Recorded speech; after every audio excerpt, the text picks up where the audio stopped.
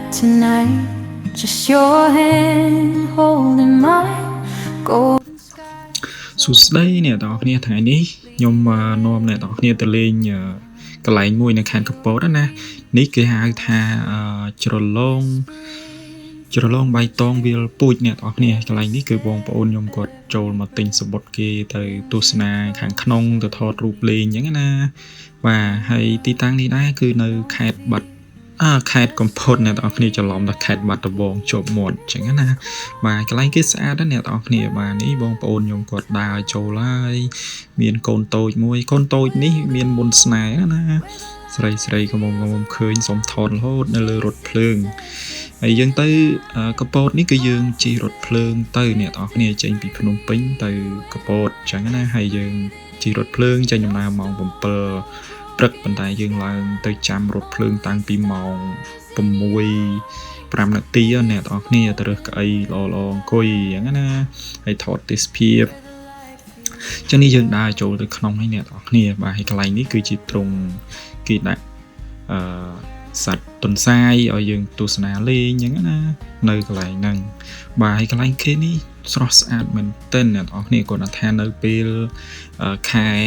នេះវាអត់សូវមានទឹកណាអត់សូវមានទឹកទេអញ្ចឹងបើអ្នកនរគ្នាកាន់តែអ្នកនរគ្នាចង់ឃើញទេសភាពកាន់តែស្អាតអ្នកនរគ្នាអាចទៅក្នុងខែ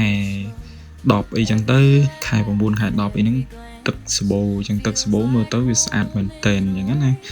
បាទហើយនេះគឺខ្ញុំថតទេសភាពខាងក្នុងនៅជ្រលងបៃតងវាលពូជនៃខេត្តកំពតខ្ញុំថតខ្លះជូនអ្នកទាំងអស់គ្នាទស្សនាទាំងអស់គ្នាបាទនៅកន្លែងគេគឺមានប៉ុណ្ណឹងអ្នកទាំងអស់គ្នាទឹកហូរតិចពួររដូវនេះរដូវប្រាំងអញ្ចឹងវារៀងគោកទឹកអស់ហើយបាទ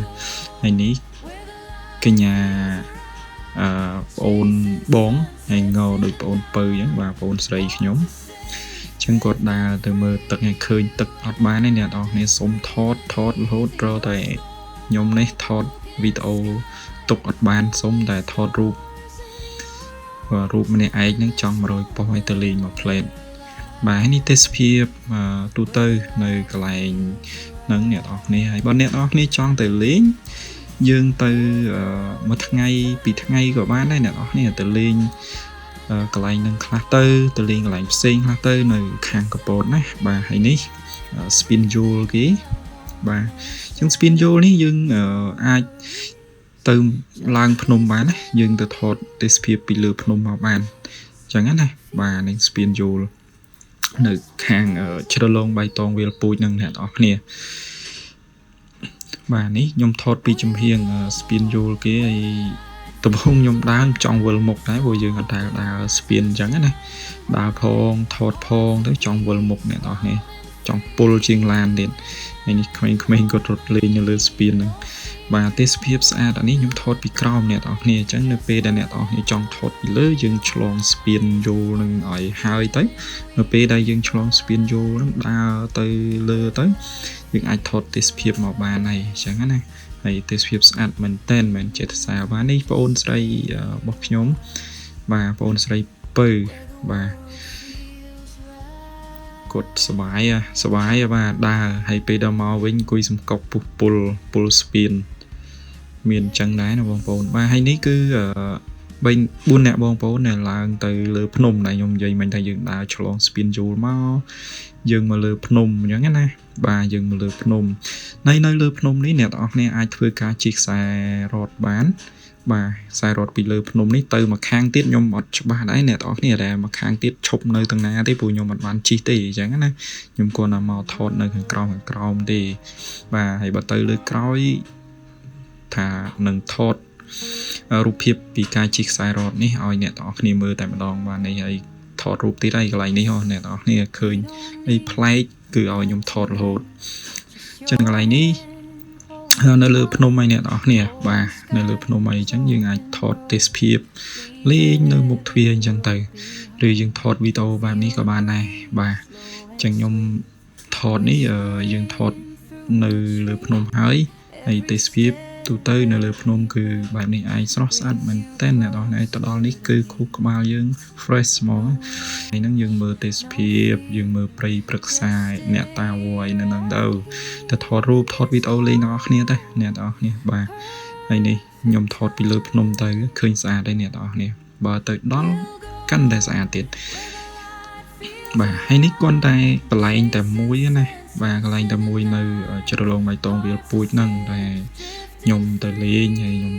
ថតជាវីដេអូខ្លីៗយកមកជូនអ្នកទាំងអស់គ្នាទស្សនាហើយបានឃើញហើយជួយចុច Subscribe Channel ខ្ញុំអ្នកមួយផងអ្នកទាំងអស់គ្នាសូមអ្នកមួយមកណាដើម្បីលើកទឹកចិត្តខ្ញុំឲ្យធ្វើវីដេអូផ្សេងៗទៀត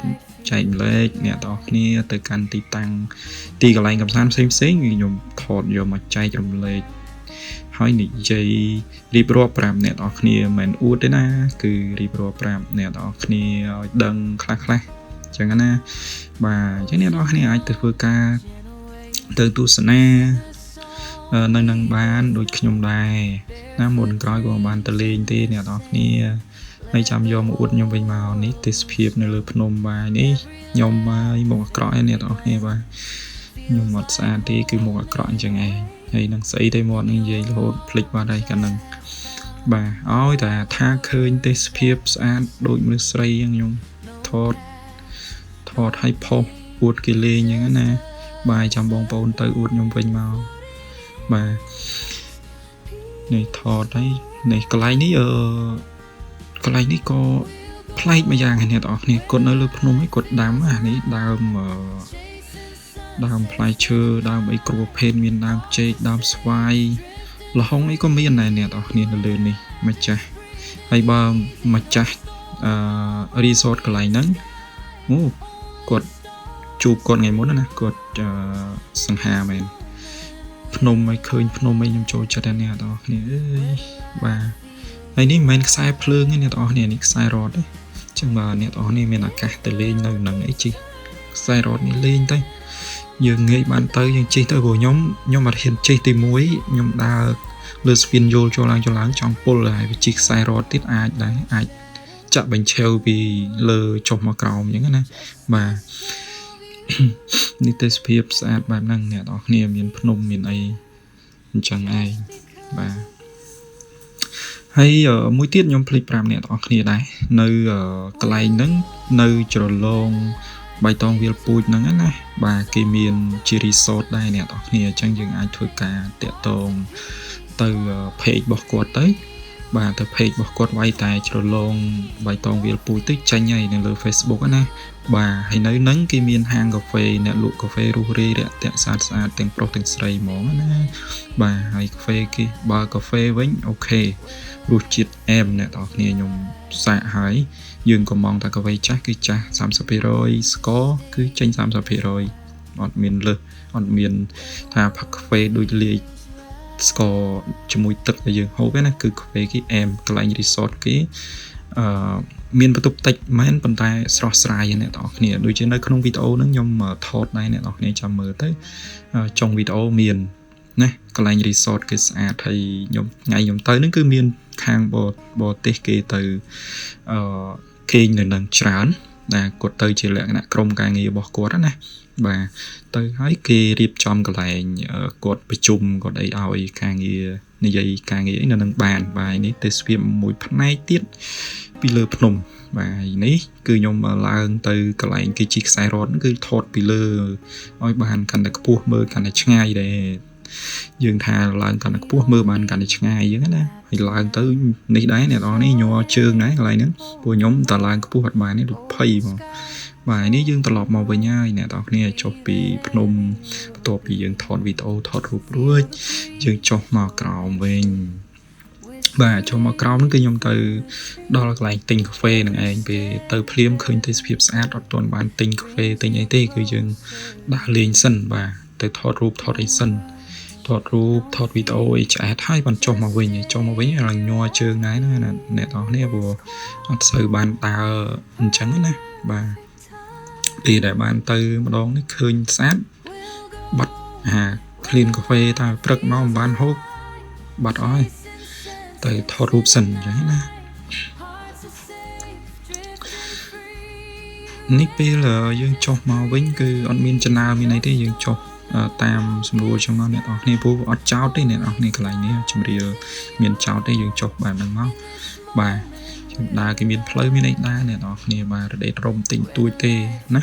បាទហើយមិនចេះតែតាសាកន្លែងគេអ្នកនរគ្នាអាចទៅលេងបានទៅខ្លួនឯងបានដឹងថាវាសบายម៉េចស្រស់ស្រាយម៉េចចឹងណា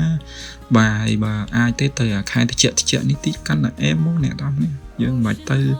ខែក្តៅព្រោះខែក្តៅពេកយើងដើរលេងមិនបានច្រើនកន្លែងផង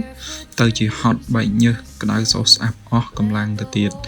បាទអញ្ចឹងទៅខែតិចចេះទៅយើងដើរមកអែមហ្មងហើយវាថាយើងមានគូណាមានគូឯកាន់តែរោមិនតិចហើយអ្នកនរគ្នាបាទនេះយើងចុះទៅហើយអ៊ំនេះអ៊ំនេះថតរូបអស់តោះថតលើសខ្ញុំទៀតបាទហើយនេះកន្លែងរីសតដែលខ្ញុំនិយាយមិញអ្នកនរគ្នាបាទនេះយើងចូលមកថតកន្លែងគេបន្តិចណាបាទភ្ញៀវទាំងអស់ហ្នឹងគឺគាត់នៅក្នុងបន្ទប់របស់គាត់ទេខ្ញុំចូលមកថតមកបន្តិចទេហើយម្ចាស់រីសតគាត់មើលមុខដែរគាត់ខ្លាចយើងចូលទៅរំខានការសម្រាករបស់ភ្ញៀវអញ្ចឹងណាបើខុសឆ្គងឲ្យជាស្រ័យផងអ្នកនរគ្នាកន្លែងនេះបាទចូលសម្រាប់តែភ្ញៀវទេប៉ុន្តែភ្ញៀវក្នុងរីសតទេប៉ុន្តែយើងភ្ញៀវទៅទស្សនាទិញកាហ្វេទិញអីនឹងចូលទៅបានតិចតួចបាទហើយនេះគាត់នេះឯងជាម្ចាស់រីសតបាទនេះអ៊ំគាត់មកពីបារាំងចែខ្ញុំគាត់មកពីទូគីគាត់រៀន IT អ្នកនរគ្នាហើយបងអូនប្រុសបាទហើយនេះកន្លែងគេកន្លែងហូបកាហ្វេនោះឃើញសហ្នឹងសិតតែប្រទេសឬក៏ថារីសតណាបាទនេះឈ្មោះគេអ្នកនរគ្នាបាទនេះគេដាក់ថាច្រកភ្ញៀវស្នាក់នៅអញ្ចឹងណាចឹងក៏ខ្ញុំអត់ហ៊ានចូលអីវែងឆ្ងាយដែរនេះរូបភាពខ្លះតាក់ទងកាហ្វេកន្លែងគាត់ខ្ញុំថតមកបង្ហាញអ្នកនរគ្នាបើអ្នកនរគ្នាបានទៅជួយថតរូបអញ្ចឹងទៅចែកម្លែកគ្នាមើលទាំងអស់គ្នាបាទហើយនេះរូបថតខ្លះបាទហើយនេះបងប្អូនថតរូបបាទនេះបងអូនស្រីខ្ញុំកន្លែងកាហ្វេគេទិញឲ្យគេឲ្យខ្ញុំថតបាទអូហើយថតនេះថតប្រើទូរស័ព្ទដៃឯអ្នកនរគ្នាអញ្ចឹងមានតែប៉ុណ្្នឹងឯងអ្នកនរគ្នាអរគុណ